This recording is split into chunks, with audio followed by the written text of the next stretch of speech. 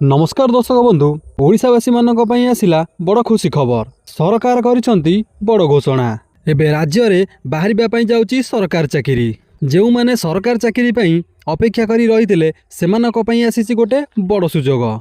जेउ माने सरकारी चाकरी पई आगरु प्रिपरेशन करिसंती सेमानक पई आसीची बड़ खुशी खबर।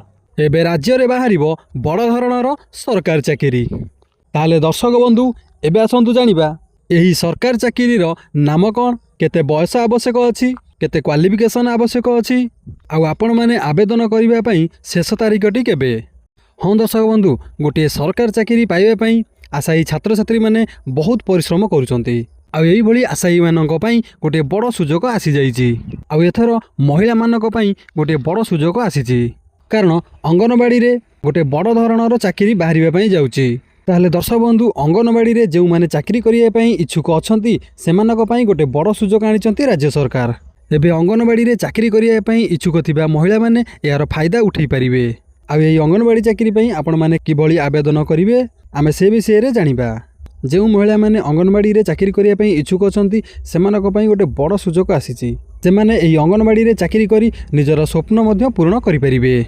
देखंतु दर्शक बंधु जो माने अंगनवाड़ी रे चाकरी करिसंती से माने ग्रामांचल बा दुर्गम अंचल रे जो गर्भवती महिला माने बा शिशु मानकर जत्न नेउचंती। विशेष करी शिशु मानकर से माने बेसी जत्न नै थांती, तेणु करी अंगनवाड़ी केन्द्र को प्राथमिकता दिया जाउची। ताहले दर्शक बंधु आपण एथिरे चाकरी करी आपणक स्वप्न पूर्ण करिबा सहित समाजर किछि सेवा मध्य करि परिबे। देखंतु दर्शक बंधु एही चाकरी रे विभिन्न जिल्ला रे किछि नियम अलगा हेई थाई पारे, आपण सेही नियम अनुसार एथिरे अप्लाई करि परिबे।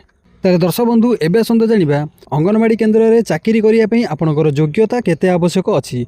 देखंतु साधारणतः आपणकर 10म पास किंबा +2 पास आवश्यक अछि। देखंतु आपण जदि सर्वनिम्न 10म पास करचंती ताहले आपण अंगनवाड़ी चाकरी पई योग्य हेई परिबे। आ जदि +2 पास करचंती ताहले आपणक पई आउ टिके भलो हेबो। ताले एबे आसंतु जानिबा एथिरे चाकरी करिया पई आपणकर बयस केते आवश्यक पड़िबो। देखंतु आपण एही अंगनवाड़ी केन्द्र रे चाकरी करिया पई हेले आपणकु 18 रु 35 वर्ष आवश्यक पड़िबो। राज्य महिला और शिशु विकास विभाग तरफ गोटे बड़ धरणर अंगनवाड़ी केन्द्र रे चाकरी बाहरिची। दर्शक बंधु एबे आसंतु जानिबा एही चाकरी आवेदन करिबा पई आपणकर शेष तारिख होउची नवेम्बर 31 तारिख। आपण नवेम्बर 31 तारिख सुधा एही चाकरी रे आवेदन करि परिबे। ताले दर्शक बंधु एबे आसंतु जानिबा आपण एही चाकरी केउठारे आवेदन करि परिबे। महिला और शिशु विकास विभाग awc.odisha.gov.in एही साइट रे आपण माने विजिट करी समस्त सूचना पाई परिबे। ताले दर्शक बंधु गत वर्ष मध्य अंगनवाड़ी केन्द्र रे 2000 ऊर्ध्व पदवी पूर्ण करा जायथिला। आ आपण माने जदि चाहुचंती ए वर्ष आपण माने एही अंगनवाड़ी केन्द्र रे चाकरी करिया पई ताहले आपण ए नवेम्बर 31 तारिख सुधा आपण माने एही अंगनवाड़ी साइट को जाई आपण आवेदन करि परिबे। जदि वीडियोटी भल लगी लाइक करंतु, शेयर करंतु। जदि चैनल को नुआ करी आछंती चैनल को सब्सक्राइब करी पाखे थे बेल आइकन को प्रेस करंतु। रहउची जय जगन्नाथ।